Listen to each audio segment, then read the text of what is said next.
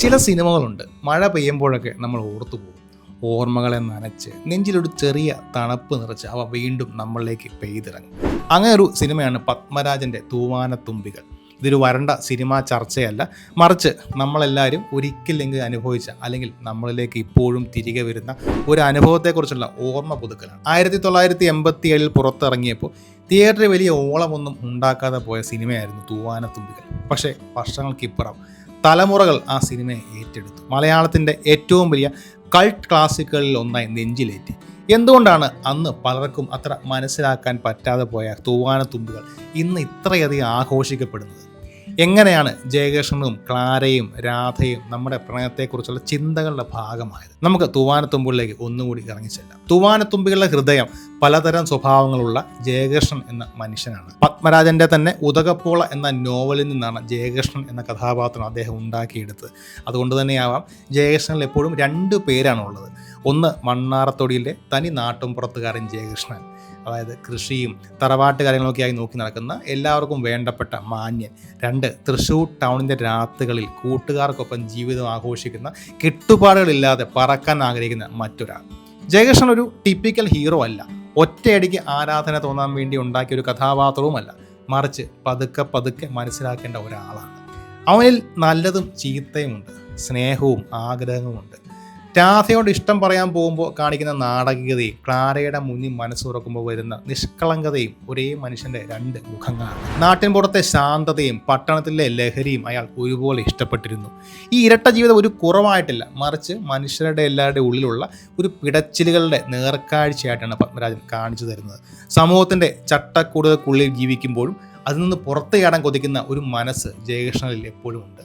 അതുകൊണ്ട് തന്നെയാണ് ക്ലാര എന്ന കാറ്റ് വീശിയപ്പോൾ അവൻ അതിൽ പറന്നു പോകാൻ കൊതിച്ചത്. ജയകൃഷ്ണൻ്റെ ഈ സങ്കീർണതയാണ് അവനെ ഇന്നും നമ്മളുടെ എല്ലാം മനസ്സിൽ ജീവനോടെ നിർത്തുന്നത്. അവൻ്റെ ശരിതെറ്റുകൾ അളക്കുന്നതിന് പകരം അവനെന്ന മനുഷ്യനെ നമ്മൾ മനസ്സിലാക്കാൻ ശ്രമിക്കുന്നു. അവിടെയാണ് ഒരു എഴുത്തുകാരൻ്റെ വിജയം. ക്ലാര മലയാള സിനിമയിൽ ഒരുപക്ഷെ ഇത്രയേറെ ആഘോഷിക്കപ്പെട്ട മറ്റൊരു സ്ത്രീ കഥാപാത്രം ഉണ്ടാകില്ല. മഴ നനഞ്ഞ് ജയകൃഷ്ണൻ്റെ ജീവിതത്തിലേക്ക് കയറി വന്ന പെൺകുട്ടി പ്രേക്ഷകരുടെ എല്ലാം ഹൃദയത്തിലേക്കാണ് നടന്നു കയറിയത്. ക്ലാര ഒരാൾ എന്നതിനേക്കാൾ ഒരു സങ്കല്പമാണ്. സ്വാതന്ത്ര്യത്തിൻ്റെയും പ്രണയത്തിൻ്റെയും രഹസ്യങ്ങളുടെയും ഒക്കെ ഒരു അടയാണ്. അവൾ മറ്റൊരാൾ മാത്രമല്ല, സ്വന്തം വഴികൾ തിരഞ്ഞെടുക്കാൻ ധൈര്യം കാണിച്ചവളാണ്. പട്ടിണിയിൽ നിന്ന് രക്ഷപ്പെടാൻ ശരീരം വെക്കാൻ തീരുമാനിക്കുമ്പോൾ പോലും അവൾ സ്വയം ഒരു ഇരയായി കാണുന്നില്ല. അത് അവളുടെ ഒരു തിരഞ്ഞെടുപ്പായിരുന്നു. ക്ലാര ഒരു സ്വപ്നലോകത്തെ കഥാപാത്രമല്ല, പക്ഷെ അങ്ങനെ ഒരാൾക്ക് ജീവൻ വെച്ചാൽ എങ്ങനെ ഇരിക്കുമോ അതാണ് ക്ലാര. അവളിൽ വല്ലാത്തൊരു ആകർഷണവും ആഴത്തിൽ മുറിവേറ്റ മനസ്സിൻ്റെ വേദനയും ഉണ്ട്. ജയകൃഷ്ണനുമായുള്ള അവളുടെ ബന്ധം വെറും ഒരു ശാരീരിക ബന്ധമായിരുന്നില്ല, അത് മനസ്സുകൾ തമ്മിലുള്ള ഒരു സംസാരമായിരുന്നു. അവർക്കിടയിലെ നിശബ്ദതയ്ക്ക് പോലും 1000 വാക്കുകളുടെ ശക്തി ഉണ്ടായിരുന്നു. അതുകൊണ്ടാണ് ആദ്യമായി കണ്ടുമുട്ടുമ്പോൾ തന്നെ ഒരു പരിചയമുള്ള ജയകൃഷ്ണനോട് അവൾക്ക് തൻ്റെ ഉള്ളു തുറക്കാൻ കഴിയും. അവൾ എത്രത്തോളം ഒറ്റപ്പെട്ടവളായിരുന്നു എന്നതിൻ്റെ സൂചനയാണ്. ക്ലാരയെ മറക്കാനാവാത്തതാക്കുന്നത് അവളുടെ മനസ്സിൻ്റെ സ്വാതന്ത്ര്യമാണ്. ജയകൃഷ്ണനെ സ്നേഹിക്കുമ്പോഴും അവൻ്റെ ജീവിതത്തിൽ തനിക്കൊരു സ്ഥാനമില്ലെന്ന് അവൾക്ക് നല്ല ബോധ്യമുണ്ടായിരുന്നു. എനിക്ക് രാധയെപ്പോലെ അത്ര നല്ല കുട്ടിയാകാൻ പറ്റില്ല എന്ന് അവൾ പറയുമ്പോൾ അത് അവളുടെ തോൽവിയല്ല, മറിച്ച് കാര്യങ്ങളെക്കുറിച്ചുള്ള ശരിയായ ബോധ്യമാണ്. സ്വന്തമാക്കുന്നതിലല്ല, വിട്ടുകൊടുക്കുന്നതിനാണ് സ്നേഹത്തിൻ്റെ വലിപ്പമെന്ന് ക്ലാര നമ്മളെ നിശബ്ദമായി പഠിപ്പിച്ചു. അതുകൊണ്ടാണ് അവസാനം ഭർത്താവിനും കുഞ്ഞിനുമൊപ്പം യാത്രയാകുമ്പോൾ നമ്മളെല്ലാം മനസ്സിൽ ഒരു വിങ്ങൽ വാക്കി വെച്ച് അവൾ കടന്നുപോകും. തൂവാനത്തുമ്പിൽ ക്ലാരയുടെ മാത്രം സിനിമയെ ഒതുങ്ങിപ്പോകാത്തതിൻ്റെ ഒരു പ്രധാന കാരണം രാധയാണ്.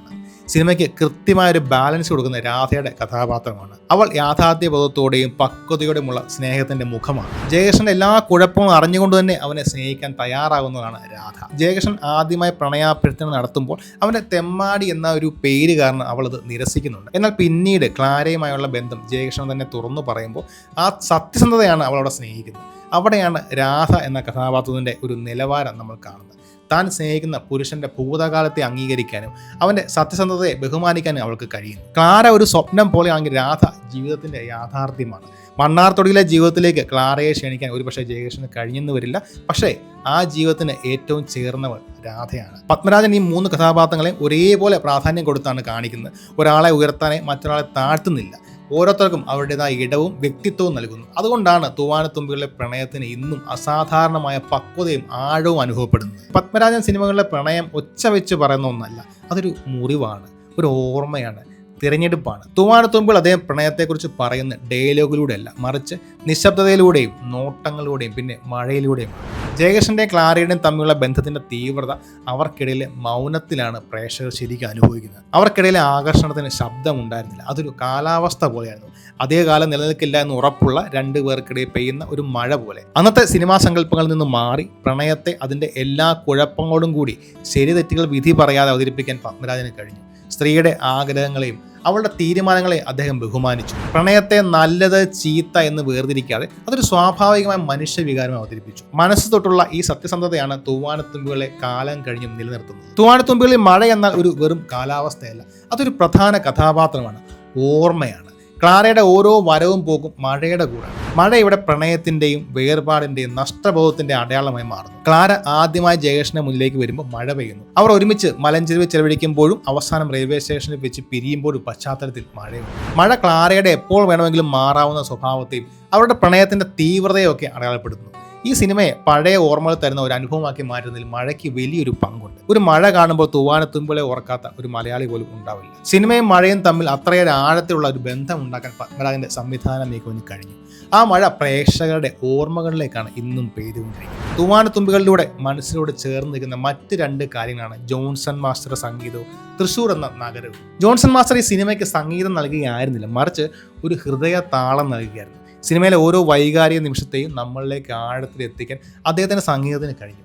ക്ലാരയുടെയും ജയകൃഷ്ണൻ്റെയും പ്രണയത്തെ അടയാളപ്പെടുത്തുന്ന തീം മ്യൂസിക് ഇന്ന് മലയാള സിനിമയുടെ തന്നെ ഏറ്റവും പ്രശസ്തമായ പശ്ചാത്തല സംഗീതങ്ങളിൽ ഒന്നാണ്. ഡയലോഗുകൾ ഇല്ലാതാവുന്നിടത്ത് ജോൺസൺ മാഷിന്റെ സംഗീതം സംസാരിച്ചു തുടങ്ങുന്നു. അതുപോലെ ഈ സിനിമയുടെ കഥ നടക്കുന്നത് സാങ്കല്പികമായ ഒരിടത്തല്ല, അത് നമ്മുടെ സ്വന്തം തൃശ്ശൂരിലാണ്. വടക്കുന്നാഥ ക്ഷേത്രവും കേരളവർമ്മ കോളേജും തൃശ്ശൂരിലെ ബാറുകളും തെരുവുകളും സിനിമയ്ക്ക് ഒരു പ്രത്യേക തനിമ നൽകുന്നു. ഇത് വെറും ഒരു ലൊക്കേഷൻ അല്ല, ഓർമ്മകൾ സൂക്ഷിക്കുന്ന ഒരു നഗരം തന്നെ കഥാപാത്രമായി മാറുന്ന ഒരു കാഴ്ചയാണ് നമ്മൾ കാണുന്നത്. നമുക്കൊരു നാരങ്ങാളം കാഴ്ചയാലോ എന്ന് ചോദിച്ച് ബാറിലേക്ക് പോകുന്ന ജയകൃഷ്ണന്റെ രംഗം തൃശ്ശൂരിലെ പുരുഷന്മാരുടെ ഇടങ്ങളെ അടയാളപ്പെടുത്തുന്നു. ഈ പ്രണയകഥയ്ക്ക് വേദികളുണ്ടെന്ന് നമ്മളെ ബോധ്യപ്പെടുന്ന തൃശ്ശൂർ എന്ന ഈ നഗരത്തിന്റെ സാന്നിധ്യം. അന്നത്തെ കാലത്തിന് മുന്നേ വന്ന ഒരു സിനിമയായിരുന്നുകൊണ്ട് 1987 തൂവാനത്തുമ്പിൽ തിയേറ്ററിൽ സാമ്പത്തികമായി വിജയിച്ചില്ല. അതിൻ്റെ പ്രണയത്തിൻ്റെ സങ്കീർണതയും കഥ പറഞ്ഞ രീതിയും അന്നത്തെ പ്രേക്ഷകർക്ക് ഒരുപക്ഷെ പൂർണ്ണമായി ഉൾക്കൊള്ളാനായി കാണില്ല. എന്നാൽ സിനിമ തിരസ്കരിക്കപ്പെടുന്നില്ല, അവ അതിൻ്റെ ശരിയായ സമയത്തിനെ കാത്തിരിക്കുകയായിരുന്നു. തൂവാനത്തുമ്പിൽ അത്തരം ഒരു സിനിമയായിരുന്നു. വർഷങ്ങൾ കഴിഞ്ഞപ്പോൾ പുതിയ തലമുറകൾ ഈ സിനിമയെ വീണ്ടും കണ്ടെത്തി. ഓരോ കാഴ്ചയിലും പുതിയ അർത്ഥങ്ങൾ അവർ അതിൽ നിന്ന് വായിച്ചെടുത്തു. സിനിമ കാണുന്ന ഓരോരുത്തരുടെയും ജീവിതാനുഭവങ്ങൾക്കും പ്രായത്തിനും അനുസരിച്ച് അർത്ഥം മാറുന്ന ഒരു മാന്ത്രികത തൂവാനത്തുമ്പികൾക്കുണ്ടായിരുന്നു. അങ്ങനെ പതിയെ പതിയെ ആളുകൾ പറഞ്ഞറിഞ്ഞു. പിന്നീട് സോഷ്യൽ മീഡിയ ചർച്ചകളിലൂടെ തൂവാനത്തുമ്പികൾ ഒരു കൾട്ട് ക്ലാസിക്കായി മാറി. അതിൻ്റെ ഏറ്റവും വലിയ തെളിവാണ് 2013 ഇന്ത്യൻ സിനിമയുടെ 100ാം വാർഷികത്തിൽ IBN ലൈവ് നടത്തിയ സർവേയിൽ ഇന്ത്യയിലെ എക്കാലത്തെ മികച്ച സിനിമകളിൽ 8ാം സ്ഥാനമാണ് പ്രേക്ഷകർ തൂവാനത്തുമ്പികൾക്ക് നൽകിയത്. പുതിയ തലമുറ, അതായത് ജെൻസി പോലും തൂവാനത്തുമ്പികളെ ഇഷ്ടപ്പെടുന്നത് അതൊരു പഴയ സിനിമയായതുകൊണ്ടല്ല, അതൊരു സത്യസന്ധമായ സിനിമയായതുകൊണ്ടാണ്. ഇന്നത്തെ പല റൊമാൻറ്റിക് സിനിമകളിലും കാണുന്ന പൊള്ളത്തരങ്ങളോ അതിഭാഗത്വമോ ഇല്ലാതെ മനുഷ്യന്റെ യഥാർത്ഥ വികാരങ്ങളെ അറിയപ്പെടുന്ന സിനിമയാണ് തൂവാനത്തുമ്പികൾ. മനസ്സിലെ ആശയക്കുഴപ്പങ്ങൾ, പൊതുസമൂഹത്തിന് മുന്നിലെ ഒരു മുഖം, സ്വകാര്യ ജീവിതത്തിലെ മറ്റൊരു മുഖം, പൂർണ്ണമല്ലാത്ത ബന്ധങ്ങൾ, പ്രണയത്തിന്റെ വേദന, ഇതെല്ലാം ഇന്നത്തെ തലമുറയ്ക്കും എളുപ്പത്തിൽ സ്വന്തം ജീവിതവുമായി ചേർത്ത് വെക്കാൻ കഴിയുന്ന കാര്യങ്ങളാണ്. ക്ലാരയും രാധയും ശക്തയും സ്വന്തമായി തീരുമാനമെടുക്കാൻ കഴിവുള്ളവരുമായ സ്ത്രീകളാണ്. പുരുഷന്റെ കഥയാണെന്ന് തോന്നാമെങ്കിലും അതിലെ സ്ത്രീകൾക്ക് വ്യക്തമായ ശബ്ദമുണ്ട്. ഈ ഘടകങ്ങളെല്ലാമാണ് തൂവാനത്തുമ്പികളെ ഒരു കാലഘട്ടത്തിന്റെ മാത്രം സിനിമയാക്കാതെ എല്ലാ കാലത്തെയും യുവത്വത്തിന്റെ സിനിമയാക്കി മാറ്റും. ചില സിനിമകൾ നമ്മൾ ഒരിക്കൽ കാണുന്നു, മറന്നുപോകും. മറ്റു ചില സിനിമകൾ നമ്മൾ ഓർമ്മിച്ച് വെക്കുന്നു. എന്നാൽ തൂവാനത്തുമ്പികളെ പോലുള്ളവ അപൂർവം ചിലത് നമ്മളിലേക്ക് വീണ്ടും തിരികെ വരുന്നു.